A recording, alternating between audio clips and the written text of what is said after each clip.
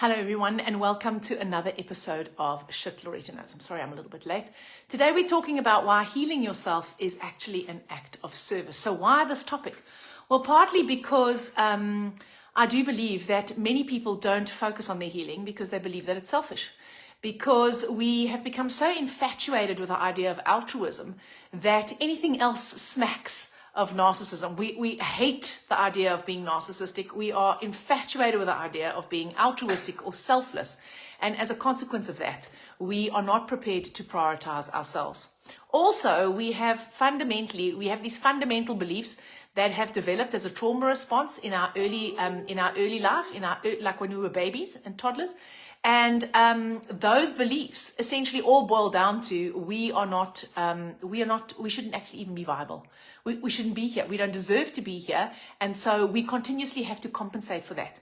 And so compensating for that means never putting ourselves before anyone else. So the idea that it's selfish is what I think holds a lot of people back. So I know people that will spend 50,000 Rand sending a child on an overseas school tour, but would never dream of investing, let's say 30 or 50,000 Rand in their own healing. They wouldn't invest that money working with a coach or going to a retreat or a combination of those things. They would never do that because they were like, oh no, it's okay if I put it into my children. It's not okay if I put it into myself. Or they'll invest it in an investment where they could lose all the money, but they won't invest it in themselves. So here's hence the reason for this topic. So before we move on to why healing is actually an act of service, let's just talk about what I mean when I'm talking about healing, right? So when I'm talking about healing, I'm talking about not just the resolution of your signs and symptoms. So, first of all, we're not just talking about the physical body. So we're talking about your physical body. We're talking about healing your emotional regulation. We're talking about healing your burnout. We're talking about healing your dissatisfaction with your life. We're talking about healing your relationships, possibly with yourself, with your spouse, with your children, with your parents, with your colleagues, and your relationships with more intangible things like your relationship with money, your relationship with working, your relationship with time, your relationship with the earth, for example, right? Or, nature or the environment. So it is about healing on all levels. And that is an integration, and not just an integration of your disowned parts. It's an integration and an acceptance and a true love of yourself because of and despite all the things that you judge as being inadequate about you. That is what true healing is. So that's what I'm talking about when I say healing is an act of service. If you do any of that, you are performing an act of service. So let's talk about altruists and narcissists. So I know that narcissists I see these social media posts about how awful narcissists are and how toxic they are. I know that there are coaches that help people to recover from having been exposed to narcissism. And I'm not knocking all of that, and I'm not saying it's not true. Please don't misunderstand me. However, I do know that this is a dualistic universe and that narcissism and altruism come together as a package in the same way in which a perpetrator and a victim come together. They have a charge. So, violators, rapists and their victims, they're attracted to one another unconsciously. I mean, no one's doing this consciously, right? Unconsciously. And that's why certain things happen to person X and they don't happen to person Y. Not because person X deserved it, not because person X is a bad person, never, all right? But because there is a kind of energy that attracts these opposing polarities to one another. So narcissism and altruism fall in the same polarity spectrum.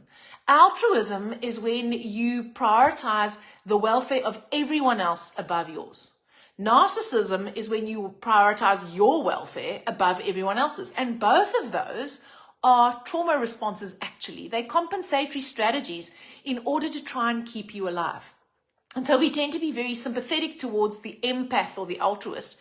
And we tend to be very, punishing and derogatory about the perpetrator of the crime or the narcissist. But the truth is those are both compensatory strategies. Now, I know we can judge the one as being good or bad, but that's only because our minds are polarized, all right? Okay, so I don't want to get into a debate as to whether this is good or bad or right or wrong. What I want you to appreciate is that these polarities always exist. And so within each of us, we have altruism and narcissism to the same degree. Now, I know some people are going to disagree with me, but you know, it is what it is. You're welcome to disagree. Tell me in the comments. We all intrinsically have areas in our lives where we are selfish. So I, for example, am incredibly narcissistic about my time. I'm narcissistic about my time. I prioritize my time for me. I don't make time for too many social interactions. I don't sacrifice my time for someone else because my time is precious to me. And so I'm incredibly selfish when it comes to sharing my time. I'm also selfish in sharing of myself in certain ways. So I'm narcissistic in that way, okay? But I can also be incredibly altruistic in other areas of my life. So here's the thing. If you are only one or the other, altruism, where you continuously put the welfare of everyone and everything else above yours, ultimately has the potential to result in you being burnt out, poor, relationshipless, alone, and requiring assistance, welfare, right? That is where it ultimately can get to when it's at its most extreme. Narcissism, putting myself first and hoarding all the resources for me, all right, just in terms of resources, its ultimate potential, and I mean, it seldom gets there, but the ultimate potential is I have so much stuff that I'm like, guys, I've got such a lot of this stuff. I can start giving some of this away. And so narcissism, in its highest potential, can turn into philanthropy. Now, I'm not trying to suggest that narcissism is a good thing and altruism is a bad thing at all. I'm just trying to make you see that when we are always putting others above ourselves, we end up depleting ourselves to the extent where we now need support. Whereas when we're always putting ourselves first, neither of these is good or bad, they're both extremes, we end up with so much resource. Yes, we might hang on to that resource and we use it as power over others, but we have the potential to actually share in those resources. So the idea that looking after yourself and taking care of your own healing is narcissistic or selfish, and the idea that you don't already have parts of you that are narcissistic or selfish, they're delusional. And here's the thing, whatever it is that you are repressing in your life, in yourself, you are going to create in the environment around you. And the first place where we create those things, my friends, is in our children very often. So it's common, whatever we repress in ourselves or whatever we're not really interested in, our children often have a value on. Whatever it is that, and it's not always your children, it can be your colleague, your boss, your friends, it can be anybody, right? But whatever it is that you deny about yourself, whatever you blind to about yourself, whatever you have not integrated, whatever you haven't stepped up to the plate and owned, you are going to find mirrored back at you from people in your life. Now, this includes your awesome bits and your awful bits, all right? And so the idea that you are not already both an altruist and a narcissist is part of what trips us up in this whole process. Okay, so that's altruism versus narcissism. So, in the creative orientation, there is a man called Robert Fritz who wrote a book called The Path of Least Resistance. And Robert Fritz he articulated these four fundamental desires. He calls them choices that all humans want to and want to make and want to have in their lives. Spiritual traditions teach something similar, but I like the way that Robert Fritz has actually said it. And he's basically said that there are four desires. There's four common desires amongst all human beings. So we are all individuals, but actually there's four things that we all really want. We all want health. We all want freedom. We all want to be the sovereign of our own lives. In other words, we want to be the creators. We want to be the people who make the choices for our lives. We want to be the people who are in charge of our lives. We want to be the CEOs of our lives, right? That's the third one. And the fourth one is we all want the freedom, which ties into freedom, to be who we really are and feel as if our life has meaning and purpose. This is what all humans want. We all want health. We all want freedom. We all want meaning and purpose. And we all want sovereignty. We don't want to be told what to do. We don't want to be controlled by anyone else, right? We want to be the sovereigns, the rulers of our own lives. And so those 4 fundamental choices include health, because it's very difficult when you don't have health to actually to express any of the others, to tell you the truth. So one of the ways in which we get woken up to where we are out of alignment with those desires, in other words, where am I trapped? Where am I not being the sovereign of my life? You know, where do I feel as if my life lacks purpose and has no meaning? All right. Very often shows up in the feedback in your physical, mental, and emotional well-being. So disease, and I've said this a lot of times, you guys, if you've followed me, you know that disease is like a GPS. And by disease, I'm talking about dis-ease, okay? You don't have to have a diagnostic label, but you know, you could just be perpetually exhausted or perpetually disgruntled or have terrible PMS or whatever it is, okay? Or have a label, rheumatoid arthritis or cancer or any other connective tissue disease or any other autoimmune disease, whatever, it doesn't matter. You can either have the label or you can have something that hasn't quite got a label on it yet, but it is diseased for you. Or you can have diseased relationships, for example, right? And so disease is like GPS. It's like a GPS showing you where it is that you are out of alignment in some area of your life. This is not where you deserve to be punished because you're not being a good girl.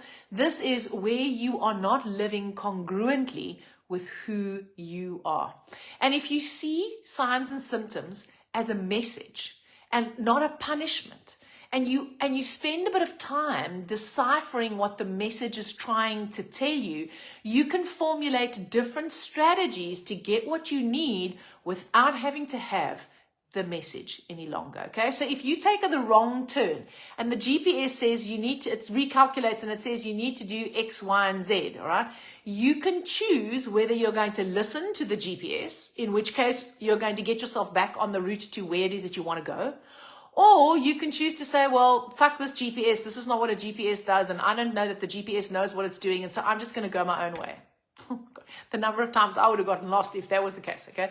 So disease, signs and symptoms, dis-ease is feedback. It's feedback that something in your life needs to change. So what is it trying to tell you? Well, one of the first things that signs and symptoms indicate is, where are your unmet needs? Where do you need something, or would you love to have something that you can't get without guilt or conflict? So what do I mean by this? Okay, so let's just say that you have cancer. Let's say you have a contentious relationship with your spouse and you develop cancer. And because we all know how hectic the treatment is that you've got to go through, right? And so you do the chemo and it's really hectic. And one of the bones of contention with your spouse is the things that you need to do in order to keep the spouse happy. Let's just say that you've got to do to keep your in-laws happy. And because you are a good person and because you want to be dutiful in whatever way, you have shut up and put up and done things that you didn't want to do. But now you have this disease label that allows you, because you're sick, right? That allows you not to have to do any of that stuff. In fact, a lot of the stuff that you used to do just becomes ridiculous. It's like, why would I do that anymore? And here's the thing. Not only do you not have to do what you don't want to do anymore, but instead of it creating conflict, which is when you were healthy and you were like, no, I'm not doing that, and then it creates a Barney. When you're sick and you go, I can't do that, you get to not have to do any of those other things without the conflict, and very often with sympathy and empathy. Sometimes the signs and symptoms allow us to get that support that we're unable to ask for, unable to or unwilling to ask for because we're so addicted to having to be strong, for example. So that's another thing that it does. So it helps us to get our unmet needs met unconsciously. Please, nobody is doing this consciously. You know that, right? This is never anyone's fault. This is an unconscious mechanism to get a need met without having to create conflict or without necessarily having to feel guilty. Another example, I use this one often, is if you are a mom of young children and you work and you're taking care of your kids and you suffer from migraines. And when you have a migraine, you end up having to have, I don't know, a pethidine injection, and you get to close yourself up. You have to close yourself up in a dark room, not be disturbed, and sleep, because it's the only way that you can recover from the migraine.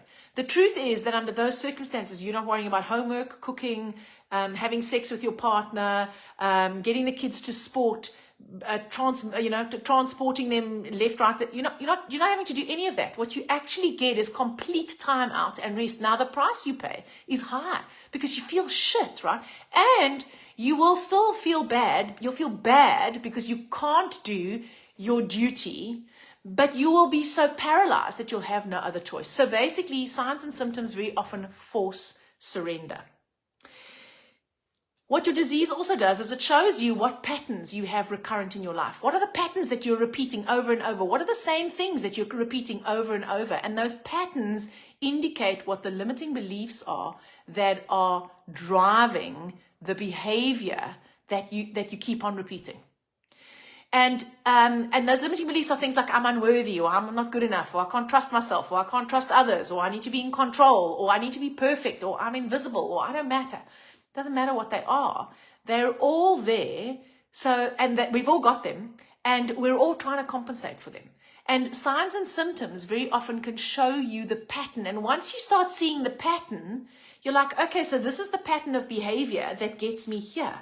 Well, this doesn't serve me any longer. So now I need to formulate a new strategy so that I can actually develop a different pattern of behavior.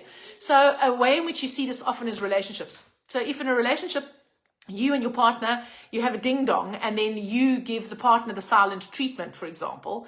But the truth is the silent treatment is like a whole passive-aggressive thing that you potentially do. And women are masters of this. So are men, actually, having said that. So you do this, but what you really want is closeness and intimacy and connection. So the more aloof you are, well, the less connection you have. And the less connection you have, the less you are creating the kind of relationship that you would love. And so you might go, okay, well, the cold shoulder thing is not actually a smart strategy. Now, maybe you're a screamer and a shouter and you're an aggressor. Okay, well, that also creates division. So if what you're looking for is harmony and connection in your relationships, those two strategies don't really serve you. And so you may want to look at that and go, where does that strategy come from? Well, if that strategy comes from a deep-seated fear of being rejected, or from believing that you're not good enough, or from believing that you have to be in control, in other words, the other person has to listen to you all the time, whatever it is, you might go, okay, I see where this behavior is coming from. It no longer serves me. And now that I understand it and I can observe it, I can actually formulate a new strategy.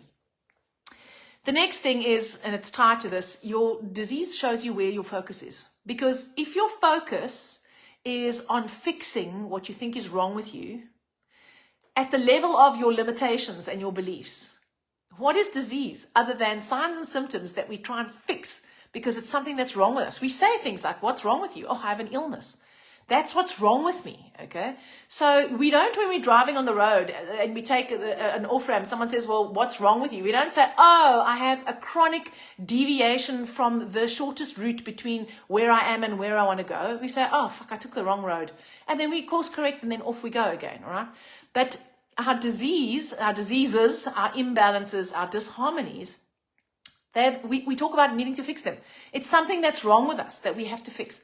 And whenever your focus is on fixing, your focus is on your limitation.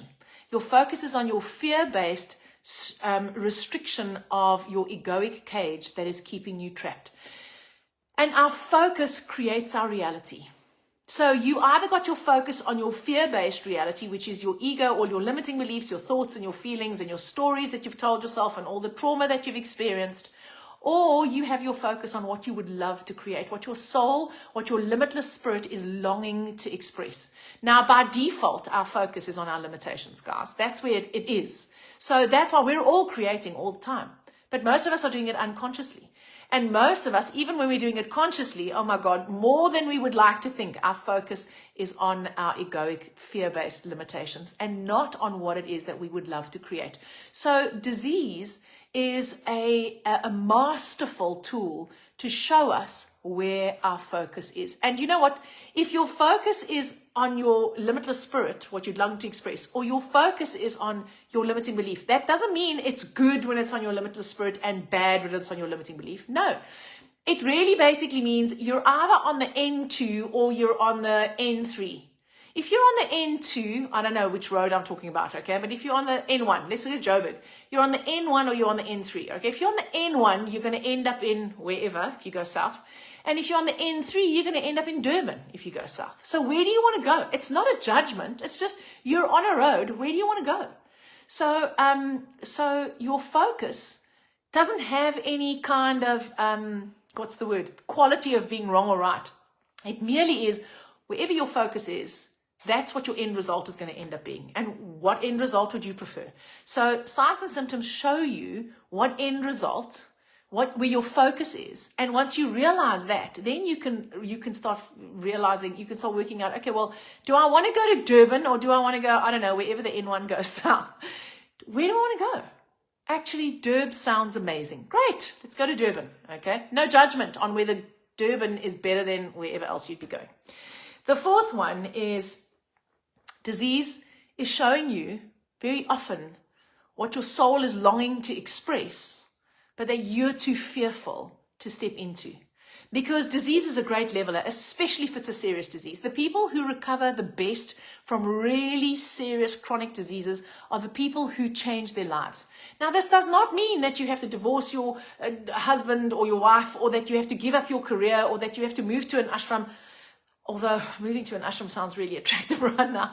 Okay, but it doesn't mean that. What it means is, this is not what I would love. What do I love? Because suddenly, when you have a serious illness, you stop sweating the small shit, right? You stop sweating the small stuff. And anybody who has ever recovered from a serious illness will tell you that they didn't do it by making everyone else in their life a priority. In fact, they'll often tell you that part of the reason why they got sick was because everyone was a priority. But once they ran the risk of losing their function or even their life, it prioritized things for them. It put things into perspective. So that is the gift of the disease process. Now, why is healing a service to everyone else? Well, because when you focus on your healing, this is what you do. First of all, you give everyone else in your life permission to do the same. Because why would you deny someone something that you are prepared to give yourself, that you can see the benefit of? And so when I give myself permission to focus on my healing, I give my husband permission to focus on his healing, and I give my clients permission to focus on their healing, and I give my child permission to focus on her healing. Because what I am showing them is that when I'm healed, then I'm at my best. Because when I'm healed, I am more likely to be able to connect to my purpose. And when I am living in alignment with my limitless spirit, in order to heal, you need to connect with your limitless spirit. When I'm living in alignment with my limitless spirit, I become a person of purpose, and also I become a person of inspiration. Even if what I'm talking about doesn't light your fire, people are attracted to people who are inspired. And you know what? Even if we don't know that that's what it is about them, that is what attracts us to them. And so your being on purpose and your inspiration is what then ends up making you a people magnet. And it makes you valuable to everybody who knows you and even those who don't. And you are able to live a life of fulfillment. And so, if you think about our children, we all like, we want our children to be happy. Well, you know what? Happy and sad are always going to come together as a package. I want my child to be not somebody who changes the world. I just want my child to be someone who feels as if she's living according to her true nature and purpose and has a fulfilled life, full of all the ups and downs, the shit, the good stuff, that. I want her to be able to extract as much joy as she can from every moment. I want her to know that she matters and that her life has meaning. That's really what I'm after. So when I allow myself to do that, what I'm mirroring to her is, this is okay for you to do too. And that, my friends, is one of the main reasons why healing is not selfish. There is a premise in the creative orientation. And that is that when I serve myself at my highest level, not if I serve my egoic self, if I serve myself at the level of my heart, at the level of my limitless spirit, I automatically end up being of service to everybody else. And that is why when you invest time, energy, effort, money, resources into healing yourself, you potentially become a gift to everyone around you. And it's not selfish. It's essential, especially now. Have you noticed what a shit show it is out there, guys? Those of us who know what we know, it's time for us to step up to the plate. So, if you are ready to experience the joy and freedom of vibrant health, if you are ready to align yourself with your limitless spirit, if you are ready to uncover what your limiting beliefs are and your patterns that are holding you back, then I would invite you sincerely to join my The Healer Is You training. It's 3 evenings, it's 3 hours in the evening. It sounds like a lot. One of the people on their feedback form said, 3 hours sound like it was going to be forever. It went really quickly because it's experiential. I'm not just going to be talking to you for 3 hours. You're going to experience it. You're going to do the exercises. You're going to feel what it feels like to connect to your limitless spirit. You're going to know what it feels like to respond to your intuition. You're going to uncover what's holding you back. And at the end of those 9 hours, you will not necessarily be healed, but you'll have all the tools that will enable you to do just that. And some of you will need more help. And some of you won't, actually. And some of you won't want any more help. And some of you will go, oh my God, this is so amazing. I need to carry on doing this. It doesn't matter. All right. Part of my mission and purpose is to try and get as many people to understand that A, we are powerful creators. B, we create everything. C, we are capable of creating what we love. And that includes healing ourselves. And so we are all capable. We are all, I want to say entitled because that's the wrong word, right? We all have the desire for vibrant health. So if you want to experience the freedom and joy, and if you are ready to just dip your toes in the water of this, then join that training. It's 1,850 Rand for 9 hours of training.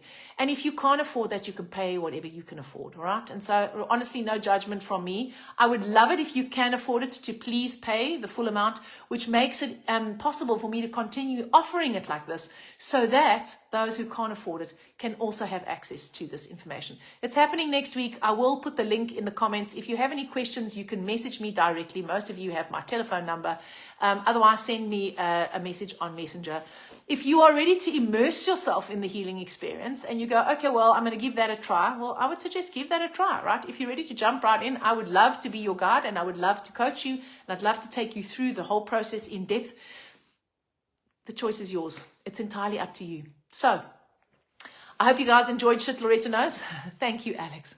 I hope you enjoyed Shit Loretta Knows. I hope that you know that you are more than worthy of being your own healer and that you are more than capable of healing. And that is an integration of all that you are. So go out there, my friends, and shine your beautiful lights into the world. I will be back next week with more Shit Loretta Knows.